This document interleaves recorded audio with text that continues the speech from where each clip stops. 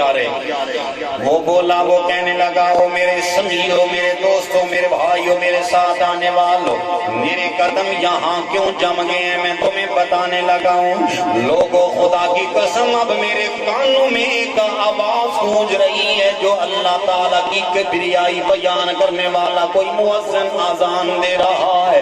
وہ کہہ رہا ہے اللہ اکبر، اللہ اکبر، پھر اشہد ان محمد رسول اللہ کے الفاظ آئے تو دوستو وہ بندہ رک گیا، کہنے لگا لوگوں بتانے یہ لگا ہوں کہ چاند کی دنیا پر میں گیا، جب چاند پر میں نے قدم رکھا، واللہ یہی جو آذان میں یہاں سن رہا ہوں یہ آذان میں نے چاند کی دنیا پر بھی سنی ہے۔ سبحان اللہ، یہ آذان میں نے چاند کی دنیا پر بھی، ماشاءاللہ قبلہ شاہ صاحب آپ تشریف لائے، کیونکہ آپ کے خطیب بھی ہیں، آپ کے امام بھی ہیں، آپ کے رہبر بھی ہیں، آپ کے پیشوا بھی ہیں، ہم دل کی اتھا گہرائیوں سے آپ کو بصد عزت و تکریم اور تعظیم پیش کرتے ہیں محفل میں آنے پر۔ میں بات عرض کر رہا ہوں دوستو کہ اللہ تعالیٰ نے اپنے حبیب کے ذکر کو بلند کیا ہے۔ اب وہ امریکہ کا رائی، امریکہ کا رہنے والا چاند کی دنیا پر گیا تو واپس آ کر لوگوں کو بتانے لگا کہ یہاں ہی نہیں، یہ جو آذان دینے والا آذان دے رہا ہے میں نے چاند کی دنیا پر آذان دی۔ تو یہ ذکر کون بلند کروا رہا ہے؟ بولو اللہ۔ کون کروا رہا ہے؟ اللہ تعالیٰ کا وعدہ ہے میرے پیارے حبیب، اے پیارے محبوب، ہمارا تم سے وعدہ ہے ہم تمہارا ذکر بلند کریں گے، واللہ یہی بات ہے دوستو، ہم یہاں آذان دیں گے، ہماری آذان ختم ہو جائے گی، ہم ٹیلی فون کریں گے اسلام آباد میں آذان ہوئی یا نہیں ہوئی، وہ کہیں گے ابھی چند لمحات باقی ہیں۔ اسی طرح پورے ملک کے مختلف گوشوں میں، مختلف کونوں میں آذانوں کے اندر ٹائم میں فرق رکھا گیا، پھر پاکستان کا وقت باقی ملکوں سے فرق پر رکھا گیا۔ مولا یہ فرق کیوں رکھوائے کہ گویا رب بتانا چاہتا ہے لوگوں میں نے اپنے یار سے وعدہ کیا ہے، وہ میرے یار آمنہ کے لال نبیوں کے امام، میرا تم سے وعدہ ہے ورفعنا اللہ کا ذکر رکھ۔ رب تو چاہتا ہے کہ 24 گھنٹے گزرے، 24 گھنٹے میں آمنہ کا لال اس کا ذکر ہر بندے کی زبان پر ہو۔ اب ملکوں کے اندر فرق رکھا گیا، ٹائموں میں فرق رکھا گیا۔ یہاں ہمارے ملک کا دوستو مصر سے 3 گھنٹوں کا فرق ہے، لندن سے 6 گھنٹے کا فرق ہے، امریکہ سے 12 گھنٹے کا فرق کیوں ہے میرے مولا؟ کوئی سمجھانے کے لیے لوگوں ہم تو کائنات کو بتانا چاہتے ہیں، ہم نے یار سے وعدہ کر رکھا ہے میرے حبیب، جہاں ہمارا ذکر ہوگا وہاں پر ہمارے یار کا بھی ذکر ہوگا۔ گویا 24 گھنٹے میں کوئی وقت بھی ایسا نہیں گزرتا جس میں آذان نہیں ہو رہی، گویا 24 گھنٹے میں آذان بھی ہو رہی، کملی والے کی شان بھی بیان ہو رہی۔ میرے دوستوں، میرے بھائیوں، پھر یہ بھی معاملہ رکھا، آج یہ شادی کا موقع ہے، شادی کے موقع پر تم سمجھو گے کہ یہ شادی کرنا یہ دنیا کی عادت نہیں، واللہ اگر دنیا تک محدود رہتی یہ دنیا کی عادت بنتی، ثواب نہ ملتا۔ خدا کی قسم آمنہ کے لال نے 1 نہیں، 2 نہیں، 3 نہیں، اپنی والد نے 11 شادیاں کی ہیں۔ گویا خدا کی قسم کملی والے کی سنت کے مطابق آج اگر کوئی بندہ شادی کرے گا یہ بھی عادت نہیں رہے گی، مصطفیٰ کی سنت بن جائے گی۔ شادی کیا بن جائے گی؟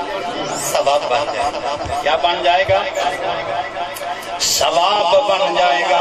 یہ بات میرے آج کے ایک عزیزم سے شروع نہیں ہوئی۔ حضرت آدم علیہ السلام کو میرے رب نے پیدا فرمایا، حضرت آدم علیہ السلام جنت میں رہتے، لیکن ایک دن جب عین شباب کا عالم آیا، حضرت آدم علیہ السلام سوچنے لگے میرے مولا تو نے مجھے پیدا کیا، میں تنہا، مولا میں اکیلا، میری جنس کا کوئی فرد مجھے نظر نہیں آ رہا۔ خدا کی قسم دل میں حسرت انگڑائیاں لے رہی، دل میں تمنا اٹھنے لگی، مولا کاش تو میری جنس کا کوئی فرد ہوتا، میرے دل کا پہلاوا بن جاتا، مجھے اس سے کلام کرنے کا موقع ملتا، میرے دلی جذبات کو کنٹرول کرنا میرے لیے ممکن ہو جاتا۔ دوستان گرامی قدر، میرے رب نے حضرت آدم علیہ السلام کی بائیں پستی سے حضرت اماں حوا کو پیدا فرمایا۔ جب حضرت اماں حوا علیہ السلام پیدا ہوئی، حضرت سیدنا آدم علیہ السلام نے آنکھ کھولی تو سامنے نوجوان حسن و جمال کی پری نظر آئی۔ حضرت اماں حوا علیہ السلام کو دیکھا، دل میں شوق مچلا، اپنا ہاتھ بڑھانے لگے۔ میرے رب نے فرمایا، او میرے پیارے آدم، حضرت حوا علیہ السلام کے سامنے ہاتھ نہ کرو۔ مولا کیوں؟ فرمایا، اے آدم، پہلے اس کا حق مہر ادا کرو، پھر ان کو ہاتھ لگا کرو، حق مہر ادا کرو۔ آدم علیہ السلام کے دل میں خیال آیا، مولا پیسے میرے پاس نہیں، الہ العالمین ٹکے میرے پاس نہیں، یہاں درہم دینار میرے پاس نہیں، الہ العالمین حق ماں دوں تو کتنا دوں، کیسے دوں، کہاں سے لوں؟ میرے رب نے فرمایا، آدم ہم بھی جانتے ہیں تمہارے پاس رقم نہیں، تمہارے پاس پونجی نہیں، دولت و درہم و دینار نہیں ہے، لیکن ہے میرے پیارے آدم، ہمارا اعلان یہ ہے کہ ہم نے اپنے یار آمنہ کے لال کو پیدا فرمانا ہے۔ محمد مصطفیٰ کی ذات پر 20 بار درود پڑھ دو، تم 20 بار درود پڑھو گے، تمہارا حق مہر ادا ہو جائے گا۔ کتنی بار درود پڑھ دو؟ آپ بھی پڑھتے ہیں نا؟ درود پاک پڑھا کرو۔ گویا اللہ تعالیٰ کی ذات پاک نے اپنے یار کے ذکر کو حضرت آدم صفیہ اللہ سے شروع کروایا، دنیا کو بتایا، دنیا والو آج اگر نکاح پہلے انسان کا ہو رہا اور پہلے انسان کا کائنات میں نکاح ہو رہا، ہم اپنے یار کا ذکر بلند کرنے لگے ہیں لوگوں، قیامت کا دور آ جائے گا، دنیا کا نکاح بھی ہوتا رہے گا، جس مسلمان کا نکاح ہوگا یاد آمنہ کے لال کی تازہ ہو جائے گا۔ نکاح لوگوں کا ہوگا، یاد مصطفیٰ کی تازہ ہوگی۔ تو گویا یہ ذکر بلندی ہے یا نہیں؟ ذکر کی بلندی کا ذمہ رب نے لیا ہے۔ اب نکاح کسی بھی مسلمان کا ہو جائے تو یاد بندی والے کی آئی، بولو یاد۔ حضرت آدم علیہ السلام کا نکاح ہوا، 20 بار درود پاک پڑھا گیا، حق مہر ادا ہو گیا۔ ایمان سے بتائیے، حضرت آدم علیہ السلام نے اگر قبلی والے کا ذکر کیا ہے، ہم ذکر کریں تو یہ شرک اور بدعت بن جائے، اگر آدم علیہ السلام ذکر کریں تو شرک اور بدعت نہ بنے؟ سوچنے والی بات ہے نا۔ باپ ذکر کرے شرک نہ بنے، بیٹے ذکر کرے، پوتے ذکر کرے، یہ شرک بن جائے۔ آشا وکاللہ، خدا کی قسم، خدا عقل دے تو باپ کی بات مانے، چنگا بیٹا وہ ہے جو باپ کی بات مانے۔ اور پھر ہماری رسومات، خدا کا قرآن ہمیں بتا رہا ہے، ایک مومن بندے کے لیے ایک نہیں، دو نہیں، 4 شادیاں کرنا جائز ہے۔ کتنی شادیاں؟ اب اس کا مسئلہ یہ سمجھیے کہ 4 شادیاں کیسے کرنا جائز ہیں۔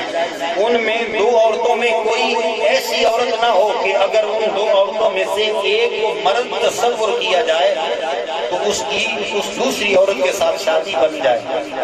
یہ مسئلہ آپ کو تھوڑے سا مشکل لگے گا کہ 2 عورتیں ایک مرد کے نکاح میں ایسی نہیں آ سکتی۔ مثلا 2 بہنیں ہیں، 2 بہنیں ایک مرد کے نکاح میں نہیں آ سکتی، ماں اور بیٹی نکاح میں نہیں آ سکتی، پھوپھی اور بھتیجی ایک بندے کے نکاح میں نہیں آ سکتی۔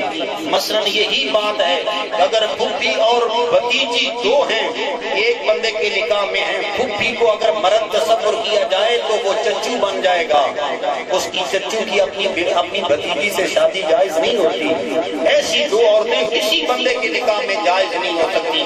جن 2 عورتوں میں سے اگر ایک کو مرد تصور کیا جائے تو اس کی دوسری کے ساتھ شادی نہ ہو تو جائز نہیں ہوتی۔ اب میرے دوستو، رب نے بندے کو اختیار دیا، بھوک لگ جائے تو بندہ روٹی کھا لے، بھوک لگ جاتی ہے نا، بھوک لگ جائے بندہ روٹی کھا لے، انسان کو جب پیاس لگے بندہ پانی کا پیالہ منہ سے لگا لے، لیکن واللہ جب بندہ جوانی کی عمر میں پہنچ جاتا ہے تو انسان کے بدن میں رہنے والی قوت، شہوانی قوت، یہ انگڑائیاں لینے لگ جاتی ہے، بندہ ارد گرد کے حالات کے مطابق دیکھنا شروع کر دیتا ہے، واللہ ادھر انسان کے دل میں حسرتیں انگڑائیاں لینے لگتی ہیں، بندہ گلی بازار میں چلنے لگتا ہے، لیکن میرے نبی کی شریعت بتاتی ہے او بندہ مومن اپنی نگاہوں کو بلند نہ کرنا، مولا کیا کروں یہ شہوانی قوتیں، فرمایا لوگوں قرآن کہہ رہے فَانْكِحُوا مَا طَابَ لَكُم مِّنَ النِّسَاءِ مَثْنَىٰ وَثُلَاثَ وَرُبَاعَ، یعنی لوگوں شادی کر لو، ایک عورت کے ساتھ کر لو، اگر جی نہ بھرے دوسری عورت سے شادی کر لو، کیونکہ اگر تم شادی کرو گے یہ کملی والے کا ثابتہ بن جائے گا، رب بھی راضی ہو جائے گا، مدینے والا بھی راضی ہو جائے گا۔ اصول کے مطابق شادی کرو، رب رسول راضی، لیکن اگر اصول سے ہٹ کر شادی تو دور کی بات ہے نا، کسی غیر محرم کو دیکھ لو تب بھی گناہ ہے، لیکن اصول و ضابطہ بنایا، اصول اور ضابطہ بنایا، مرد کے لیے بھی بنایا، عورت کے لیے بھی بنایا کہ اگر کوئی مرد جوانی کی کیفیت میں چلا گیا تو کملی والے کے دیے ہوئے دستور کے مطابق شادی کر لے، شادی کرنا بھی ثواب بن جائے گا، بلکہ خدا کی قسم اللہ تعالیٰ نے حضرت